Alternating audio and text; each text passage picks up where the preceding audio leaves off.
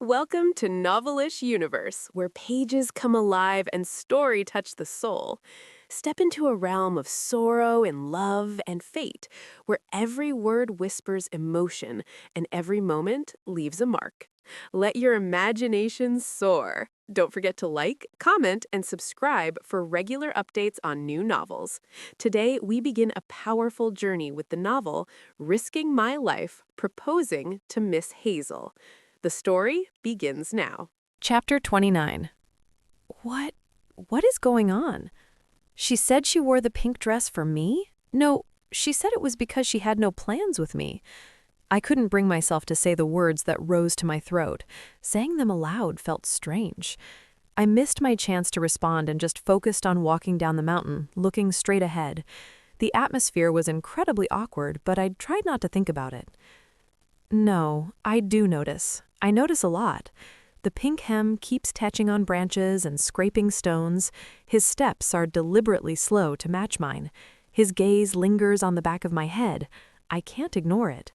Most of all, I'm worried that maybe he thinks I like him. It started from his strange, possessive comment earlier. Of course, Baron is handsome, talented, and while his personality is a little odd, he's self-aware. He's probably been popular his whole life.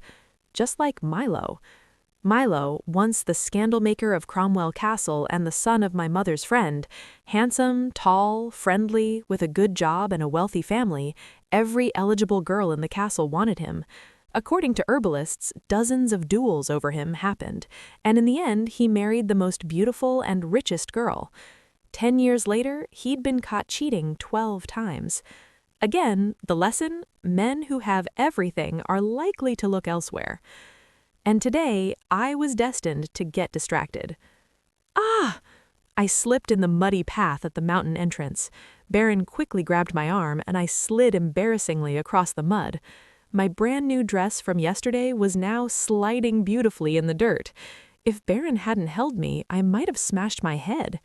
It seemed Aunt Anna's advice, wear it anywhere, don't worry, had come true. Ugh, the mud on the dress can be dried and brushed off, so that's fine. But Baron is not fine. He'd thrown himself to catch me, and now the right side of his body was completely covered in mud. I panicked and checked on him. Baron, are you okay? Are you hurt anywhere? He stayed still, then let out a laugh from deep in his throat. What's so funny? He didn't even try to get up, rubbing his face in the mud. Baron? Yes, Hazel? Why are you laughing? Are you hurt? No, not that. Then what? This makes me look like a potato in the dirt. Huh? It made no sense. Dirt alone doesn't make someone a potato. I looked at him blankly. His muddy face didn't look like a dirt-covered potato. It looked like a pearl buried in mud, glowing on its own. Hazel? Yes? On your cheek. He reached out with a clean hand, trailing it across my cheek. His playful eyes had softened. You have mud on you. Ah, and on your dress. So. It was pretty, though. His voice sounded a little sad. I should be the one upset about the ruined dress, but he seemed more disappointed. Maybe he liked the pink dress. Maybe he liked me wearing it. It was pretty. The quiet voice repeated in my ears. My mouth went dry. The air was so still I could barely breathe. Baron's hand came to my cheek again, moving the mud-stuck hair behind my ear. The touch was gentle, almost like an older brother. He finally spoke, pointing at my foot. Is this? It was my crushed sketchbook. My sketches from today. I jumped up and grabbed it. Please, please. I flipped through the pages, praying they were okay. No! The pages with white claw flowers and lantern flowers were crumpled, mud smudged across the drawings. I felt hopeless. Maybe I could go back up the mountain and redraw them, but my artistic energy was gone. I didn't think I could recreate them. Behind me, Baron came closer, his clean chest pressed gently against my shoulder. His handsome face peeked between my shoulder and neck. His smooth hair tickled my neck. Even covered in mud, he smelled like fresh pine. You drew these yourself? Yes, they were for the labels of somnolent sleep and rapid sleep, but now they're ruined. You're very talented, Hazel. It's rare to be so versatile. Baron introduced himself while lightly brushing mud off my sketchbook. He rubbed the mud-stained sketch of the lantern flower with his fingers. I gasped in surprise. Baron, what are you doing? It feels artistic like this. Huh? He smiled and handed the sketchbook back. The mud streak across the lantern flower looked artistic. I had to admit he had a point. The wild sketching, crumpled paper, and accidental mud combined perfectly. I had never formally studied art, but this looked more valuable than a perfectly neat drawing. I used some mud from my skirt to gently fix the white clawflower sketch. A yellow streak appeared along the flower. Looks good. Yes. Artistic. You have talent. That was supposed to be my line. Thanks, Baron. It's because of you. We can use this for the label. It's even better than before. I smiled in surprise. Baron looked pleased, as if he'd done a good deed. I'm glad I could help you, Hazel. Hazel, what happened to you? Felix saw me at the store and laughed, clutching his stomach. My new dress was already ruined, and he seemed very pleased. You rolled in the mud? If you have eyes, you can tell. I was really focused on drawing. Something like that. I was rekindling my artistic spirit. The man who rolled in the mud with me brushed past my thoughts, but I changed the subject boldly. If I told the truth, Baron might get buried in mud. I couldn't do that to the one who upgraded my artwork. I had been hiding a lot from my brother lately, so I went into the store cautiously. He frowned and waved his hand. He wanted me to leave. You're coming in like that? The mud is dry, it's fine. It's not fine. Mud will fall everywhere when you walk. Felix will clean it. Who said? I said. I answered boldly. Felix let out a small laugh, his cheerful dimples deepening. Ha, I don't know who's the naughty one here. Are you 7? No, I sold 15 years. Oh, I can't live. Chapter 30. Felix grumbled, but he didn't chase me away. He tapped my skirt with a broom and swept up the mud that fell off. He seemed to genuinely enjoy helping out with little chores. There are mud footprints on the floor. Give me your shoes, too. He kept nagging, but I handed them over obediently. I don't think those footprints are mine. Don't argue, just give them to me. Okay. Eat lunch before you start working. There's a lunchbox under the counter. Thanks. I took the lunchbox from under the counter. It smelled delicious. It was the sandwich my brother had made. A soft egg omelet with ham and cheese, sandwiched in perfect bread. It was amazing. The fact that he left out the green vegetables just for me made it even better. I wiggled my toes in delight. Every bite was so good, I didn't want it to end. After finishing cleaning, my brother poked my chubby cheek and asked, "Is it that good?" Yes, this is the best sandwich you've ever made. That's because there are no veggies in it. Then keep it that way, please. Pity you don't know the greatness of broccoli, cucumber, and carrot. I'd like to be ignorant forever. Well, I put a carrot in today, and you still ate it. Lunch was late anyway. Looking at the clock, it was already past 2 p.m. I had apparently gotten lost in the mountain for a while. True, but carrots were too much anyway. While eating his own sandwich, my brother lectured on how to make cucumber and carrot taste good, talking about balsamic vinegar and mustard, but I ignored him. He didn't say a word about broccoli. I guess it really is the worst of the 3 bad vegetables. So what about the drawing? My brother stopped eating and asked to see it. I hesitated slightly, wondering how he would react to my artwork. He usually liked my drawings, but I wasn't sure if he could appreciate today's piece. Don't say honestly, just say it's good.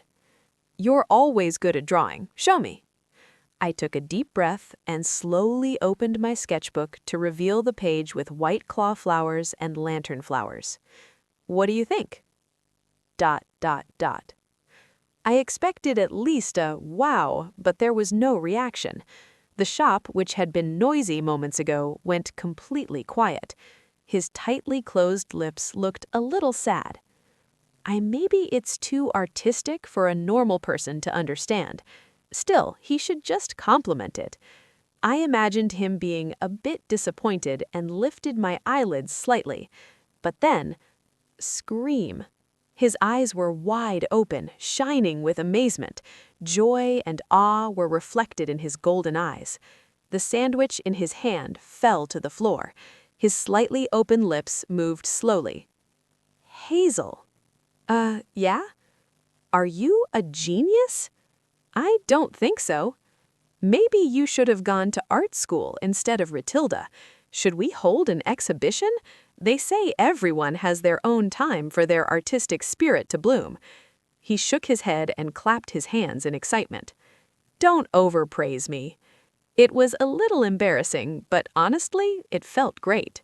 He kept going on and on with compliments as if he misunderstood me. If this drawing spreads in the city, you'll become famous instantly. People will flock to buy your art. Even dots on paper will fetch top auction prices. Maybe one day it'll be in textbooks. Brother, too much. Yes, enough now. Praise is best when it's not overdone. Click, click.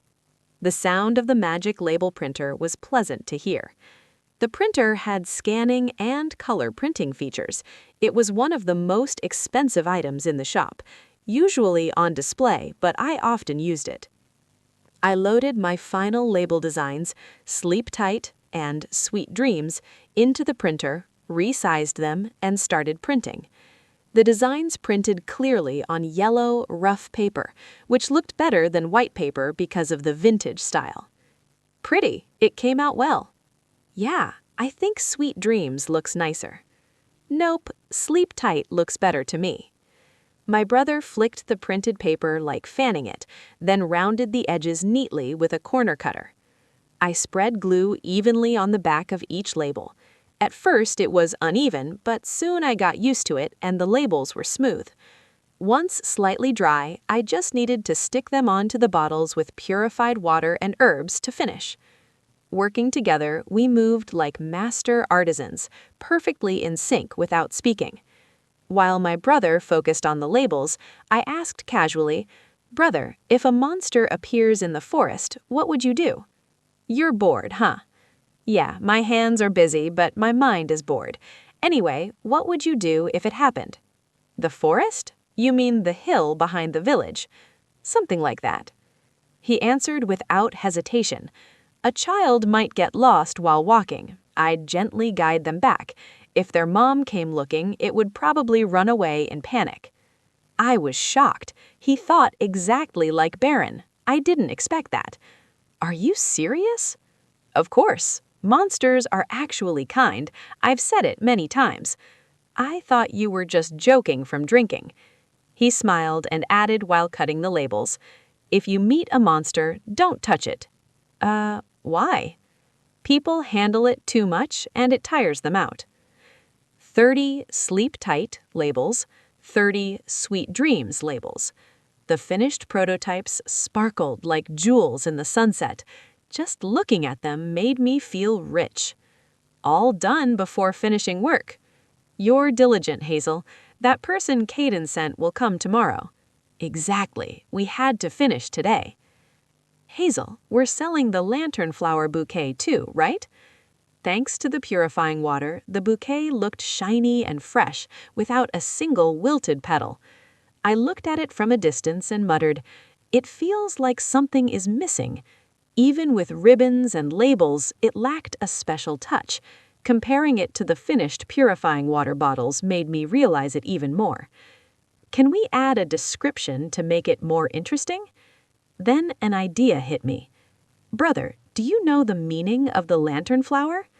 "No, it doesn't have one, right? It only grows near our village."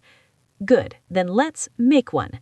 We brainstormed and created a meaning for it. "Even in the darkness, I will be the light that guides your way and always protect you." It was Felix's idea. The end. Thank you for wandering through today's tale in the novelish universe. If the story moved you, don't forget to like, comment, and subscribe to join our growing realm of dreamers. Until we meet again, keep your heart open and your mind enchanted.